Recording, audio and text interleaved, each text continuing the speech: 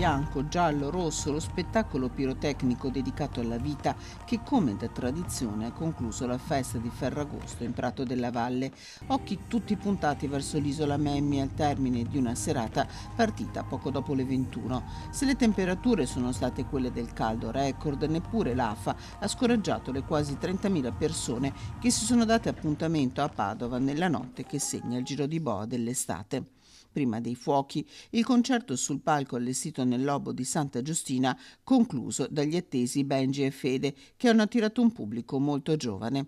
Oltre 200 le persone impegnate nel dispositivo di sicurezza, operatori delle forze dell'ordine, operatori sanitari e steward. È stata un'altra edizione magica, luci, musica e una grandissima partecipazione di pubblico. Il commento di Antonio Bressa, assessore ai grandi eventi del Comune di Padova.